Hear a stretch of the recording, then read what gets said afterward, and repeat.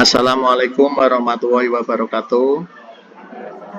Waalaikumsalam warahmatullahi wabarakatuh. Mohon izin Bapak Ibu Guru, di sini saya ingin berbagi praktik baik mengenai budaya positif. Jadi nanti kita belajar bersama-sama mengenai apa itu tentang budaya positif dan macam-macamnya, pendekatan budaya positif dan lain-lain. Mohon izin untuk share group nggih Bapak Ibu nggih.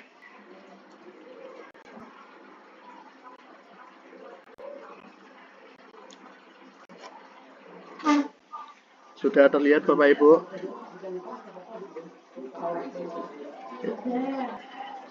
Nggih, terima kasih. Saya mulai, kita akan belajar mengenai disiplin positif. Kita mungkin sudah tidak asing lagi mengenai disiplin positif. Berasal dari kata disiplin, yaitu terus-menerus berkelanjutan. Dan positif adalah kata kerja yang baik, yang dilakukan dengan baik. Kita lanjut slide selanjutnya. Yang pertama ada teori motivasi. Dari Dean Goosen dalam bukunya Restructuring School Discipline menyatakan ada 3 motivasi perilaku manusia. Yang pertama, untuk menghindari ketidaknyamanan atau hukuman. Kedua, mendapatkan imbalan atau penghargaan dari orang lain. Ketiga, untuk menjadi orang yang mereka inginkan dan menghargai dirinya sendiri dengan nilai-nilai yang mereka percaya.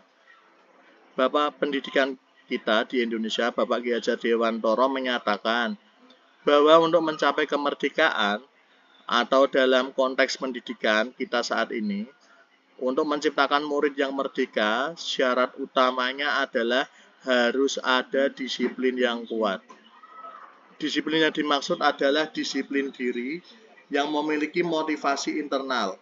Jika kita tidak memiliki motivasi internal, maka kita memerlukan pihak lain untuk mendisiplinkan kita atau motivasi eksternal karena berasal dari luar, bukan dari dalam diri kita sendiri. Maksud di sini kita seperti mengajar anak-anak. Kita selalu menggunakan hukuman dan imbalan untuk mengubah perilaku anak-anak menjadi aktif. Sebenarnya itu tidak bagus, Bapak Ibu. Yang lebih bagus lagi itu anak-anak itu menyadari dirinya sendiri, jadi ada motivasi intrinsik dalam dirinya sendiri. Tidak harus karena takut ada hukuman atau mendapat imbalan dari orang lain dan lain sebagainya, tapi muncul dalam dirinya sendiri. Kedua, berdasarkan teori kontrol Dr. William, berkesimpulan, ada 5 posisi kontrol yang diterapkan seorang guru, orang tua, maupun atasan dalam melakukan kontrol. Yang pertama, kita sebagai penghukum, di mana seorang penghukum biasanya menggunakan hukuman fisik maupun verbal. Orang yang menerapkan posisi penghukum akan berkata, patuhi aturan saya, atau awas, kamu selalu saja salah. Jadi ini seperti seolah-olah menghukum anak langsung secara sepihak. Yang kedua, pembuat merasa bersalah.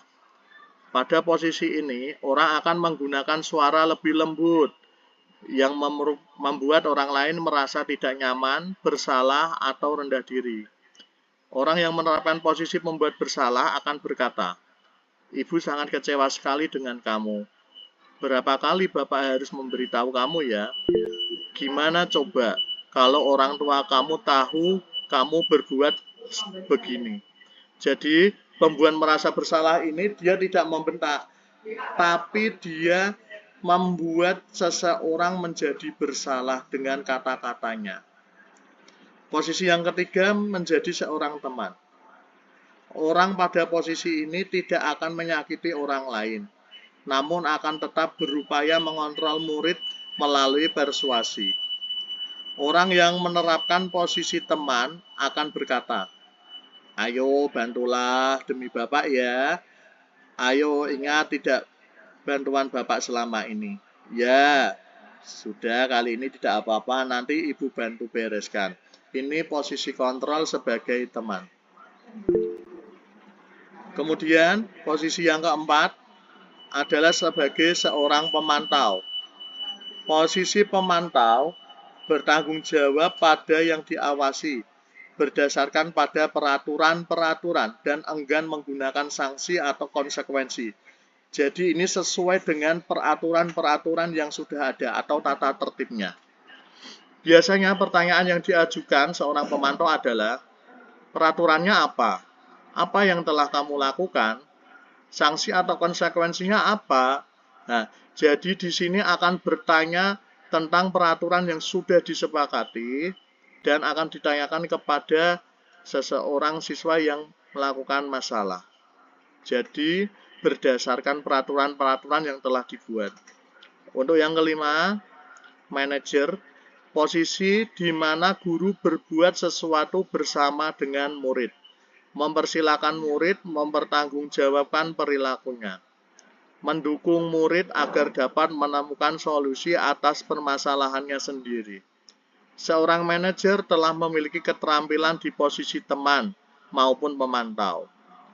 Seorang manajer akan berkata, apa yang kita yakini, apa kamu meyakininya, dan lain sebagainya. Jadi di posisi manajer ini, seorang guru tidak langsung mencap anak itu salah secara sepihak, tetapi bersama murid menyelesaikan masalah secara bersama-sama.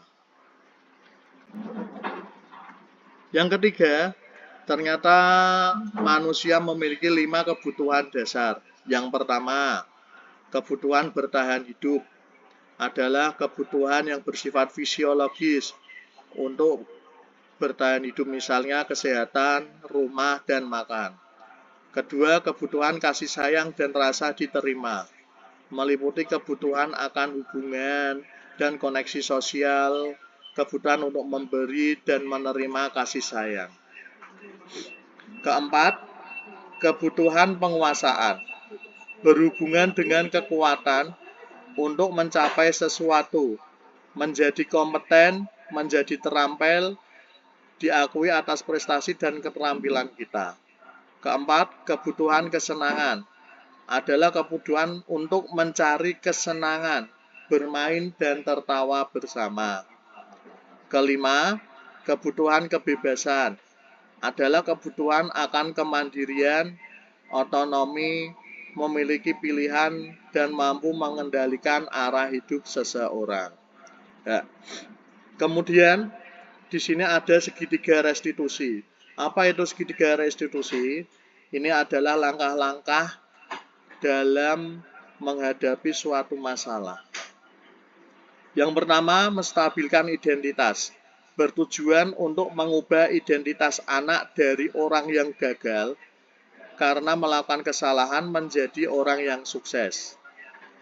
Contohnya, pasti seorang guru akan berkata untuk menstabilkan identitas, tidak apa-apa nak, semua orang pernah melakukan kesalahan. Itu untuk menstabilkan identitas anak tersebut, sehingga dari orang yang gagal menjadi orang yang sukses. Tidak sendiri melakukan kesalahan. Kedua, validasi tindakan yang salah. Setiap tindakan kita dilakukan dengan suatu tujuan, yaitu memenuhi kebutuhan dasar. Seorang guru akan menanyakan untuk memvalidasi tindakan. Contohnya, seorang anak melakukan kesalahan, seorang guru akan bertanya, kamu pasti memiliki alasan kenapa melakukan perbuatan seperti itu. Jadi, tidak langsung sepihak menghukum, tapi kita menanyakan dulu alasan-alasan anak tersebut. Ketiga, menanyakan keyakinan. Teori kontrol menyatakan bahwa kita pada dasarnya termotivasi secara internal dari dalam diri kita sendiri. Ketika identitas sukses telah tercapai dan tingkah laku yang salah telah divalidasi, maka anak akan siap untuk dihubungkan dengan nilai-nilai yang dia percaya dan berpindah menjadi orang yang dia inginkan. Biasanya seorang guru akan bertanya, Kamu ingin menjadi anak yang seperti apa toh? Oh, biasanya anak akan menjawab bertanggung jawab, jujur, disiplin, dan lain sebagainya. Nah, tugas guru ini untuk menuntun anak tersebut. Bagaimana cara menjadi orang yang bertanggung jawab, disiplin, dan jujur. Contoh suatu kasus, Ibu Dani sedang menjelaskan pelajaran bahasa Inggris di papan tulis. Namun beliau memperhatikan bahwa Fajar malah tidur-tiduran dan tampak acuh tak acuh pada pelajarannya. Fajar coba menjawab pertanyaan nomor 3. Maju ke depan dan kerjakan di papan tulis. Fajar pun tampak malas-malasan maju ke depan. Dan sampai di depan papan tulis pun, Fajar hanya diam terpaku sambil memegang buku bahasa Inggrisnya dan memainkan spidol di tangannya. Ayo Fajar, makanya jangan tidur-tiduran. Lain kali perhatikan. Sudah sana, duduk kembali. Kira-kira siapa yang bisa? Fajar pun kembali duduk di bangkunya. Hal seperti ini sudah sering sekali terjadi pada Fajar. Seperti tidak memperhatikan, acuh tak acuh, dan nilai-nilainya pun tidak terlalu baik untuk pelajaran bahasa Inggris. Pada saat ditegur oleh Ibu Dani, Fajar hanya menjawab, "Tidak tahu, Bu." Ibu Dani pun menjawab lirih, "Gimana kamu Fajar? Kamu tidak kasihan sama ibu ya? Ibu sudah capek-capek mengajar kamu, tidak kasihan sama ibu." Dan Fajar pun diam membisu.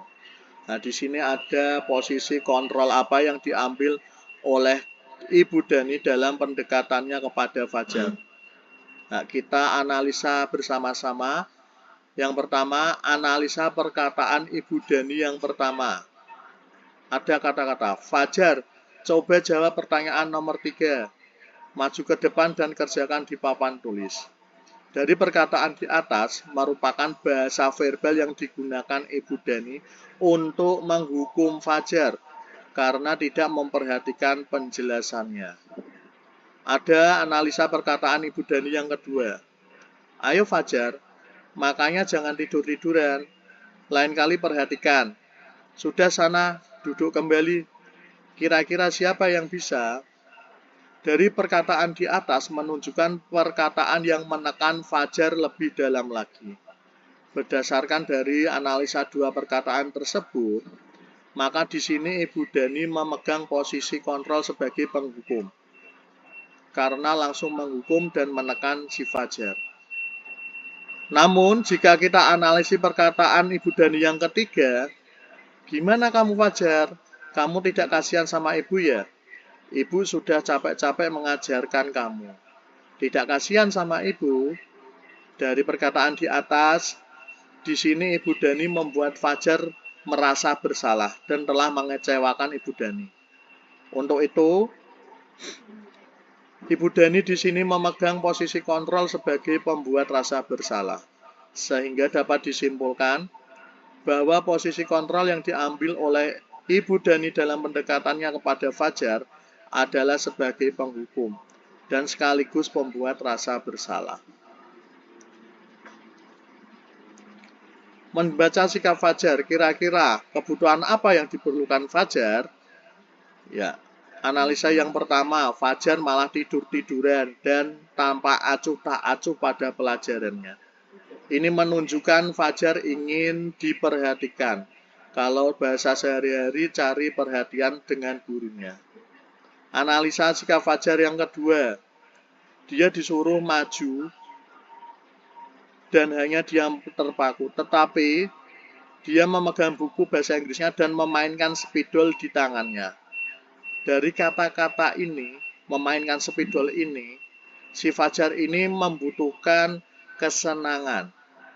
Kebutuhan kesenangan harus terpenuhi oleh Fajar. Untuk yang ketiga, masih sama, Fajar kembali duduk di bangkunya. Hal ini sudah seringkali terjadi pada Fajar, seperti tidak memperhatikan acuh tak acuh, dan nilainya pun tidak terlalu baik. Sikap di atas menunjukkan sikap yang ingin diperhatikan dan menunjukkan sikap tidak terlalu terpengaruh oleh orang lain. Analisa sikap Fajar yang keempat, saat ditegur Ibu Dani ada kata-kata tidak tahu Bu, dan Fajar diam membisu. Nah, di sini posisi kebutuhan dasar yang diinginkan Fajar adalah tentang kebebasan. Membaca sikap Fajar, maka kebutuhan yang diperlukan oleh Fajar adalah kasih sayang dan rasa diterima, kesenangan, serta kebebasan. Bila mana Ibu Dani mengambil posisi pemantau, apa yang akan dilakukan atau dikatakan olehnya? Pertanyaan-pertanyaan seperti apa yang akan diajukan? Jelaskan. Seperti kita tadi belajar di awal, posisi pemantau adalah bertanggung jawab pada yang diawasi, berdasarkan pada peraturan-peraturan dan dengan menggunakan sanksi atau konsekuensi. Biasanya pertanyaan yang akan diajukan adalah, Fajar, apa kamu tahu peraturan saat mengikuti KBM di kelas? Fajar, apa yang sudah kamu lakukan? Dan Fajar, apa kamu tidak tahu konsekuensi dari perbuatanmu? Apabila Anda sebagai kepala sekolah di sekolah Fajar dan mengetahui hal ini, bagaimana tindak lanjut Anda? Kita dapat menggunakan pendekatan segitiga restitusi. Yang pertama, menstabilkan identitas dulu, yaitu mengubah identitas anak yang gagal menjadi orang yang sukses. Saya akan menguatkan keyakinan anak dengan menggunakan kalimat yang menenangkan hatinya. Seperti, Fajar, manusia itu tempatnya khilaf dan salah. Berbuat salah itu tidak apa-apa. Yang kedua, validasi tindakan yang salah. Setiap tindakan kita, baik ataupun buruk, pasti memiliki tujuan untuk memenuhi kebutuhan. Saya akan memahami alasan anak melakukan perbuatan itu dengan menggunakan kalimat yang tidak menghakimi.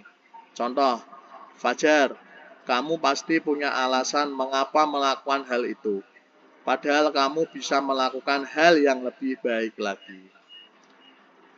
Yang terakhir, pendekatan segitiga restitusi yang terakhir adalah menanyakan keyakinan. Teori kontrol ini menyatakan bahwa kita pada dasarnya termotivasi secara internal. Ketika identitas sukses telah tercapai dan tingkah laku yang salah telah divalidasi, maka akan siap untuk dihubungkan dengan nilai-nilai yang dia percaya. Saya akan menanyakan keyakinan anak dengan keyakinan kelas atau keluarga. Fajar, keyakinan kelas apa yang sudah disepakati bersama? Fajar, apa kamu pengen jadi orang seperti apa? Sehingga kita dapat menuntun Fajar dengan baik dan tepat. Baik Bapak Ibu, sekarang kita lanjutkan untuk kasus yang kedua. Saya punya kasus lagi, yaitu kita dengarkan dengan seksama. Guru matematika dan wali kelas 8, Ibu Santi sakit sehingga tidak dapat masuk dan mengajar. Akhirnya dicarikan guru pengganti, Ibu Eni. Ibu Eni baru 2 tahun menjadi guru SMP. Beberapa murid perempuan, Vivi dan Natali, mengetahui hal ini dan mulai menggunakan kesempatan dan bersikap seenaknya, tertawa dan tidak mengindahkan kehadiran Ibu Eni. Ibu Eni mencoba menyapa Vivi dan Natali dengan ramah, sambil mengingatkan mereka untuk tetap fokus dan mengerjakan tugas. Ayolah, tugasnya dikerjakan. Nanti ibu ditegur bapak kepala sekolah kalau kalian tidak kerjakan tugas. Tolong bantu ibu ya. Namun Vivi dan Natali malah jadi tertawa. Ah ibu, santai saja bu. Mereka tetap tidak mengerjakan tugas dan malah mengobrol keesokan harinya. Ibu Santi memanggil Vivi dan Natali serta menanyakan tentang laporan Ibu Eni. Ibu Santi menanyakan apakah mereka bersedia melakukan memperbaiki permasalahan yang ada. Vivi dan Natali sempat ragu-ragu dan membela diri, namun pada akhirnya mengatakan akan meminta maaf. Ibu Santi menanggapi bahwa tindakan itu boleh saja dilakukan bila mereka bersungguh-sungguh ingin meminta maaf. Namun Ibu Santi menanyakan kembali, apa yang mereka bisa lakukan untuk menggantikan rasa tidak dihormati Ibu Santi. Baik Vivi maupun Natali mengaku bahwa perilaku mereka tidak sesuai dengan keyakinan kelas. Ibu Santi selanjutnya kembali apa yang akan mereka lakukan untuk memperbaiki masalah. Apakah ada gagasan? Setelah berpikir sejenak, Natalie dan Vivi mengusulkan bagaimana kalau mereka mengadakan sebuah diskusi kelompok dengan teman-teman sekelasnya. Tema yang mereka pilih adalah penerapan keyakinan kelas, terutama tentang sikap saling menghormati dan bagaimana penerapannya di kehidupan sehari-hari di sekolah. Usulan kedua adalah mengirim email kepada Ibu Eni dengan gagasan mereka tersebut. Mereka pun memberitahu Ibu Eni bahwa mereka telah memberitahu kepala sekolah, Pak Hasan, bila lain waktu ada ketiadaan guru, mereka akan mengusulkan Ibu Eni sebagai guru pengganti. Baik Bapak, selanjutnya saya ingin bertanya, dalam kasus di atas, langkah-langkah restitusi apa saja yang sudah dilakukan oleh Ibu Santi? Jadi di Ibu Santi ini tadi seperti kasus yang pertama, Ibu Santi sudah menerapkan 3 segitiga restitusi. Yang pertama, menstabilkan identitas, yaitu Ibu Santi menanyakan apakah mereka bersedia melakukan memperbaiki permasalahan yang ada. Kedua, mereka memvalidasi tindakan. Ibu Santi menanggapi bahwa tindakan itu boleh saja dilakukan bila mereka bersungguh-sungguh ingin meminta maaf. Untuk yang ketiga, segitiga restitusi yang ketiga, menanyakan keyakinan kelas. Ibu Santi menanyakan kembali apa yang mereka bisa lakukan untuk menggantikan rasa tidak dihormatinya. Jadi Ibu Santi ini sudah menjalankan segitiga restitusi, di mana pertama menstabilkan identitas, memvalidasi tindakan, dan menanyakan keyakinan kelas. Selanjutnya, menurut Anda, apakah restitusi yang diusulkan Vivi dan Natalie sudah sesuai dengan pelanggaran yang telah dibuat? Apakah langkah-langkah restitusi yang telah diusulkan mereka? Jadi, dari kasus yang kedua ini, mereka sudah sesuai. Natalie dan Vivi mengusulkan bagaimana kalau mereka mengadakan sebuah diskusi kelompok dengan teman-teman kelasnya. Tema yang mereka pilih pun adalah penerapan keyakinan kelas, terutama tentang sikap saling menghormati dan bagaimana penerapannya di kehidupan sehari-hari di sekolah. Mengirim email kepada Ibu Eni tentang usulan guru pengganti jika ada yang berhalangan hadir. Selanjutnya, dalam kasus di atas, posisi apakah yang telah diambil oleh Ibu Eni dalam menangani Vivi dan Natalie? Jadi, pertama, posisi Bu Eni ini sebagai pembuat merasa bersalah karena dalam memberikan pengertian pada Vivi dan Natalie. Bu Eni menggunakan kalimat yang cenderung membuat anak merasa bersalah dan yang bertanggung jawab jika Bu Eni mendapatkan teguran dari kepala sekolah. Dan kedua, posisi dari Bu Eni ini adalah sebagai teman, tergambar pada kata-kata tolong bantu ibu ya. Nah, terus selanjutnya, jika Anda adalah Pak Hasan, bagaimana Anda menyikapi langkah yang sudah ditempuh Ibu Santi? Menurut saya sudah setuju dengan langkah Ibu Santi karena sudah sesuai dengan segitiga restitusi. Karena Ibu Santi sudah memosisikan dirinya sebagai manajer.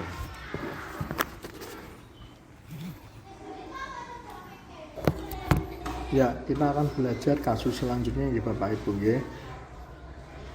Sabrina hari itu bangun terlambat dan terburu-buru sampai di sekolah. Dia pun akhirnya sampai di gerbang sekolah, tapi baru menyadari kalau tidak menggunakan sepatu hitam seperti tertera di peraturan sekolah. Di depan pintu kelas, Bapak Lukman memperhatikan sepatu Sabrina yang berwarna putih. Sabrina berusaha menjelaskan bahwa dia terburu-buru dan salah mengenakan sepatu.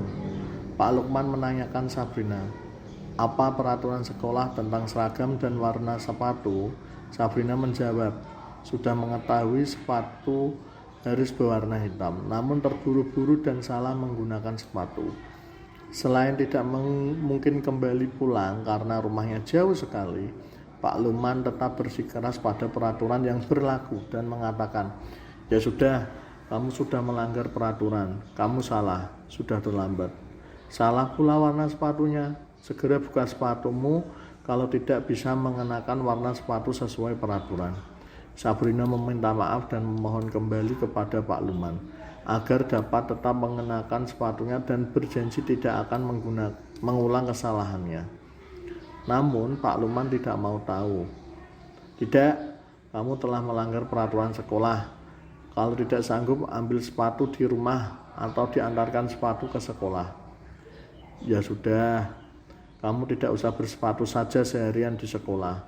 Sekarang copot sepatumu dan silahkan belajar tanpa sepatu seharian. Sabrina pun dengan berat hati mencopot sepatunya dan memberikan kepada Pak Lukman. Seharian dia tidak berani berkeliling sekolah karena malu, dan lebih banyak berdiam diri di kelas tanpa alas sepatu.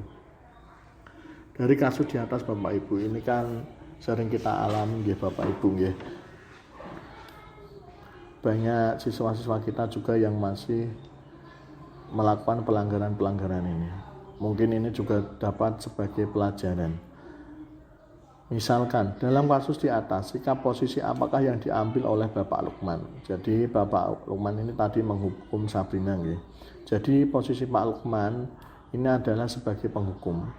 Karena Pak Lukman menggunakan hukuman verbal, suara yang tinggi dan menghardik. Pak Lukman jika tidak memberikan toleransi meskipun Sabrina sudah meminta maaf dan memohon untuk memakai sepatunya. Jadi di sini Pak Lukman itu langsung tidak ada ampun dengan Sabrina. Terus selanjutnya, bila Bapak Lukman mengambil posisi seorang manajer, apa yang akan dikatakannya, pertanyaan-pertanyaan apa yang akan diajukan ke Sabrina? Nah, misal dari tadi yang penghukum kita ubah misalkan Pak Lukman sebagai seorang manajer. Kira-kira pertanyaan apa yang akan dikatakannya ya? Pak Lukman akan bersikap ramah kepada Sabrina dan bertanya, tidak seperti penghukum tadi dengan suara tinggi, verbal, secara sepihak menghukum Sabrina. Sabrina, ini perkataan Pak Lukman saat menjadi di posisi manajer. Sabrina, mengapa kamu terlambat masuk sekolah dan juga tidak memakai sepatu warna hitam? Apakah kamu tidak tahu peraturan jam masuk dan penggunaan sepatu hitam di sekolah ini? Jelaskan alasan mengapa kamu melanggarnya. Apakah ini sesuai dengan keyakinan yang ada di sekolah ini? Keyakinan apa yang kamu langgar?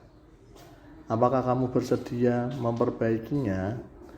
Langkah apa yang akan kamu lakukan untuk memperbaikinya? Itu adalah posisi Pak Lukman sebagai seorang manajer, bukan sebagai seorang penghukum.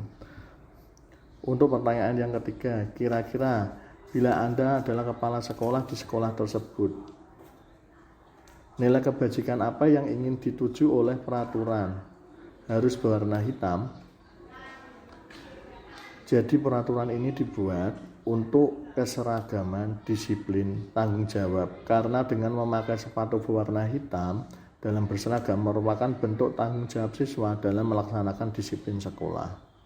Bagaimana Anda menyikapi langkah yang diambil Pak Lukman mengenai kasus tersebut? Jujur, saya sendiri tidak setuju atas langkah yang diambil Pak Lukman, karena langsung mengambil keputusan secara sepihak tanpa mempertimbangkan alasan Sabrina. Harusnya Pak Lukman bisa mengambil langkah dengan menggunakan cara lain agar tidak menjatuhkan mental dan psikologi murid. Jadi ini kita sering Bu, kalau urusan ini sering terjadi di sekolah-sekolah kita. Jadi seorang posisi penghukum itu takutnya nanti terbawa psikologinya sampai dewasa. Jadi dia memendam rasa dihukum itu sampai dewasa. Sedangkan manajer ini kan tanpa ada emosi, dengan ramah, menanyakan dengan baik, bertoleransi. Jadi kita seharusnya menjadi guru itu di posisi manajer, karena di posisi manajer ini akan lebih banyak berhasilnya daripada posisi penghukum.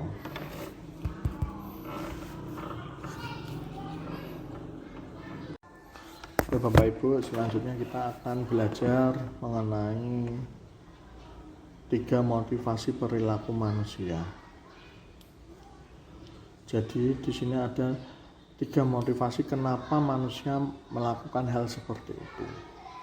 Menurut Diane Gossen dalam bukunya Restructuring School Discipline menyatakan ada 3 motivasi perilaku manusia. Yang pertama, motivasinya untuk menghindari ketidaknyamanan atau hukuman.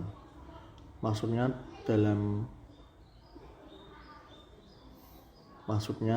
adalah tingkat terendah dari motivasi perilaku manusia. Biasanya orang yang motivasinya perilakunya untuk menghindari hukuman atau ketidaknyamanan akan bertanya, apa yang akan terjadi apabila saya tidak melakukannya?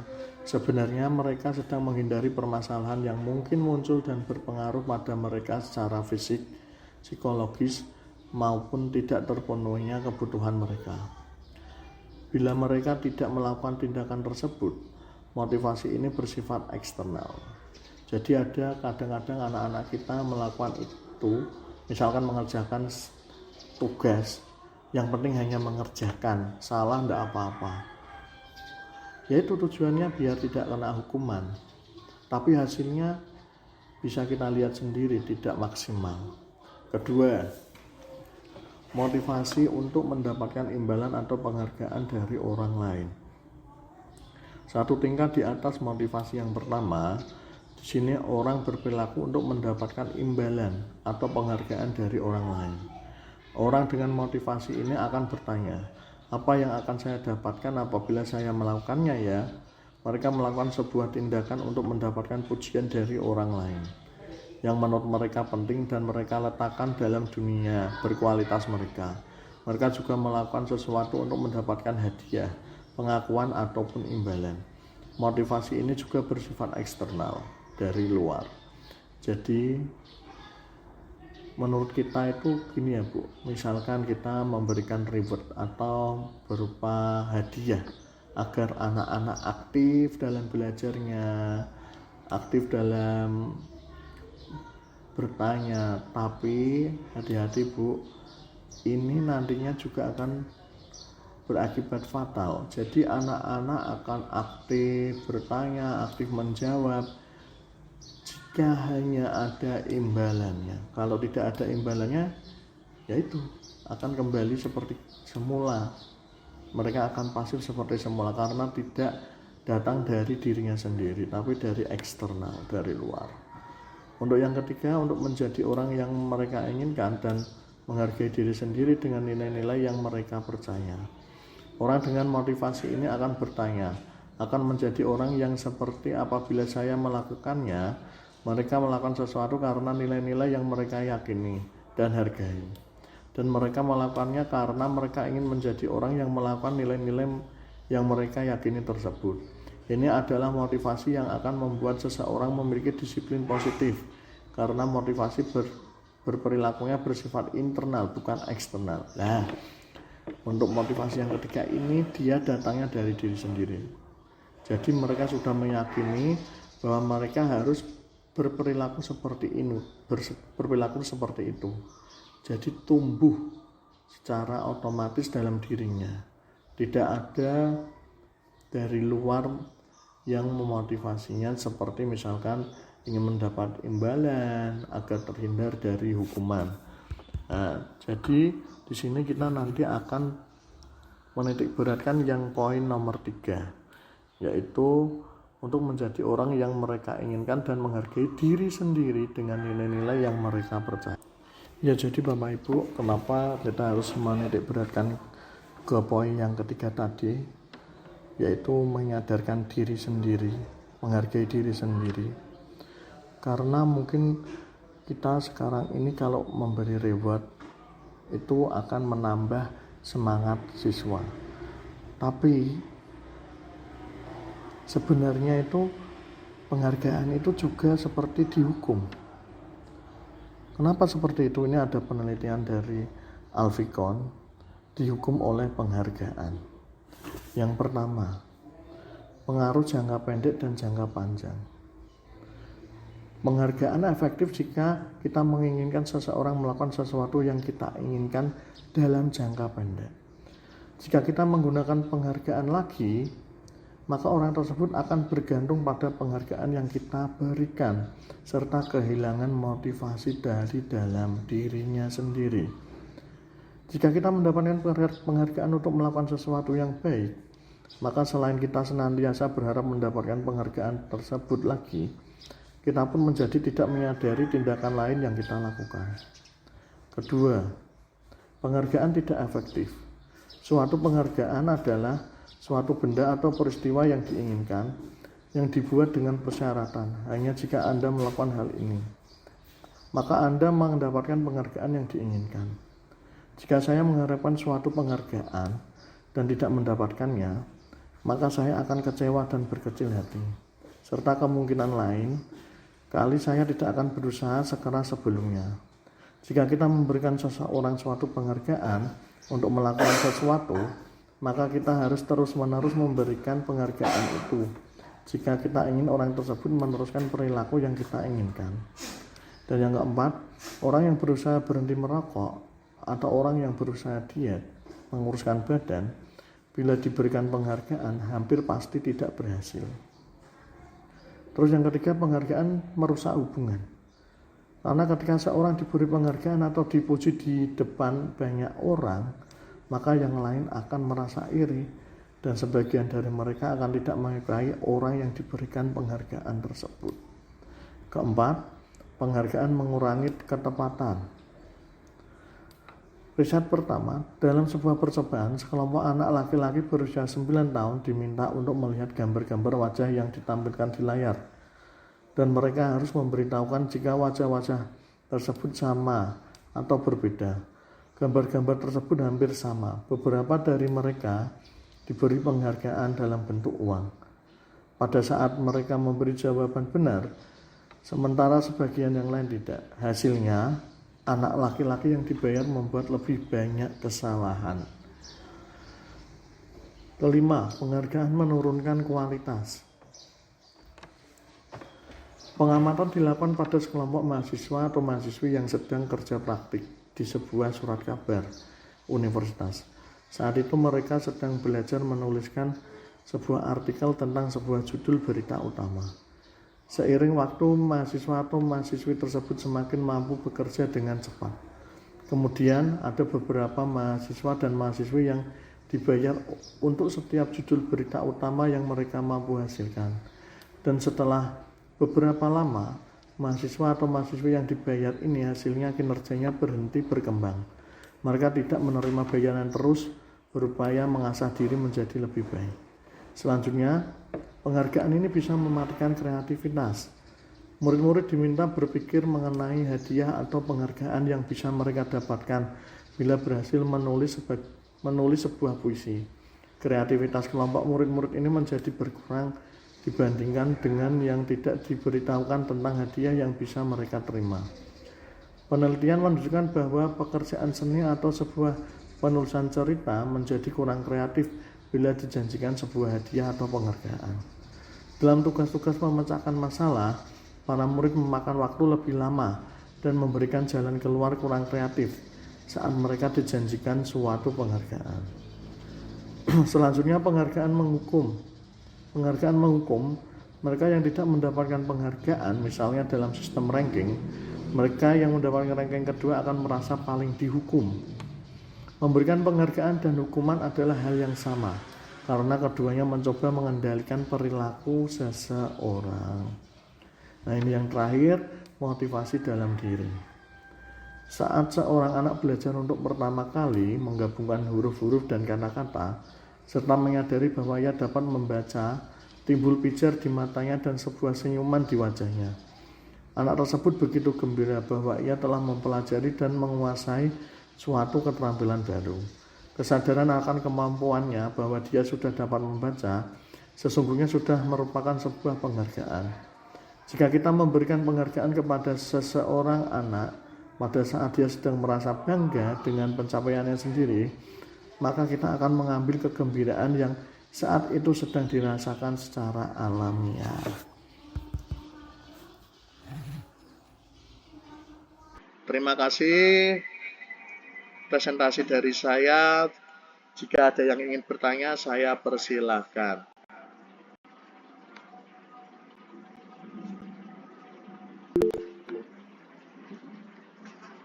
Oke, monggo Bapak Mustakfirin Asror.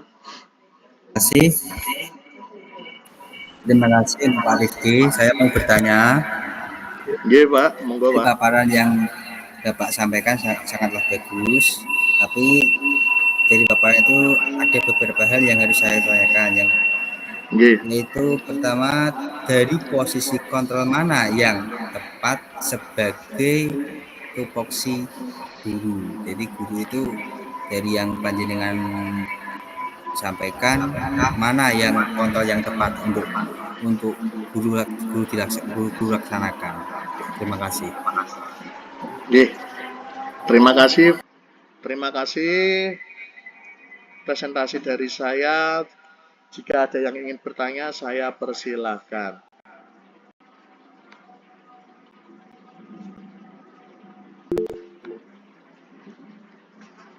Oke, monggo Bapak Mustakfirin Asror. Terima kasih Pak Rifki. Saya mau bertanya. Oke Pak, monggo Pak. Paparan yang Bapak sampaikan sangatlah bagus, tapi dari Bapak itu ada beberapa hal yang harus saya tanyakan. Yaitu pertama, dari posisi kontrol mana yang tepat sebagai tupoksi guru. Jadi guru itu dari yang panjenengan sampaikan, mana yang kontrol yang tepat untuk guru laksanakan. Terima kasih. Terima kasih Pak Mustakfirin. Langsung saya jawab Pak. Dari kelima posisi kontrol tersebut, seharusnya guru itu menjadi seorang manajer, di mana seorang guru dalam menghadapi permasalahan tidak boleh langsung secara sepihak menghukum anak tersebut. Kita juga harus mengulik alasan-alasan anak tersebut, sehingga nanti didapatkan solusi yang tepat. Manajer itu kan memantau, terus istilahnya merangkul anak tersebut. Jadi tidak secara sepihak menghukum anak tersebut. Mungkin seperti itu Pak Mustakfirin Asror. Ya, terima kasih Pak atas penjelasannya. Terima kasih. Jadi terima kasih Bapak Ibu telah berbagi praktik baik tentang disiplin positif. Kurang lebihnya saya mohon maaf. Mungkin besok kita dapat belajar bersama kembali lagi. Untuk itu, semoga ilmu tadi dapat bermanfaat untuk semuanya. Akhir kata, saya tutup. Assalamualaikum warahmatullahi wabarakatuh. Waalaikumsalam warahmatullahi wabarakatuh.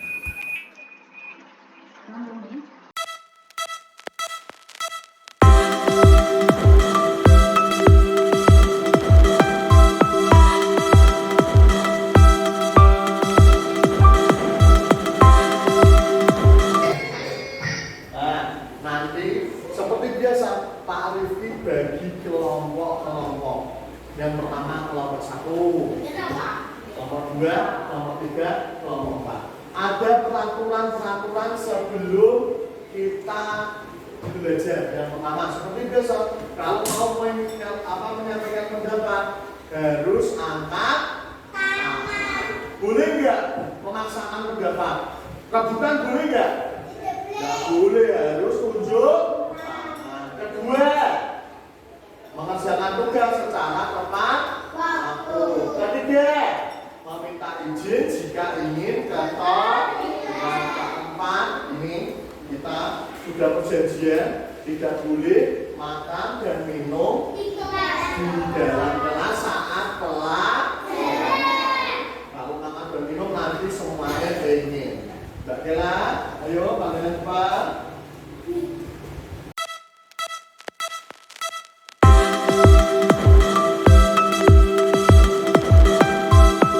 Assalamualaikum warahmatullahi wabarakatuh. Waalaikumsalam warahmatullahi wabarakatuh.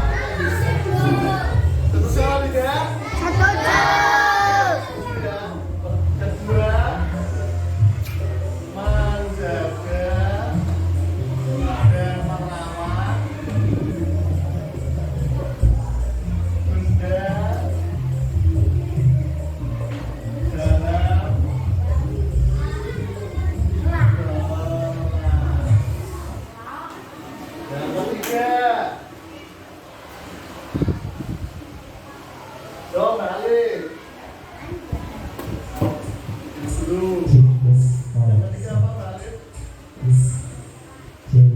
Tidak boleh berlarian di kelas atau kita saat masuk kelas berjalan. Setuju apa tidak? Masih Alif, terus ya. Berjalan ketika dalam kelas.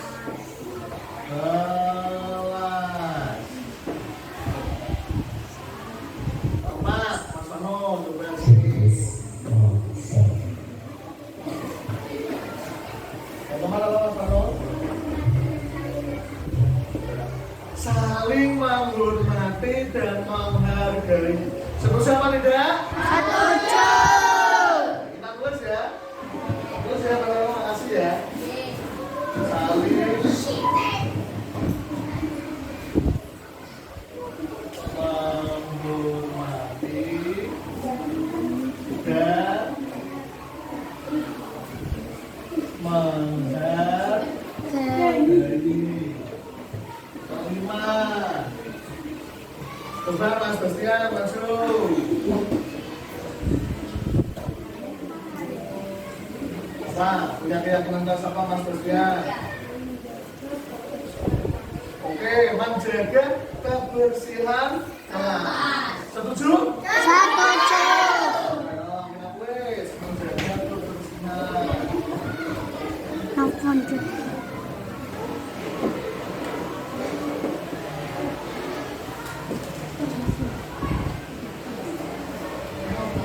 Jangan, yo Bapak aja. Apa dia presentasi Bapak? Oh ya, membuang sampah pada tempatnya. Atau kamu saat jajan tidak boleh dimasukkan ya. Ya, yo.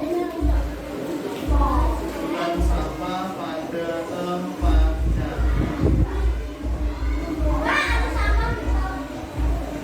Ya, nanti kita buang. Ini kita buat keyakinan kita.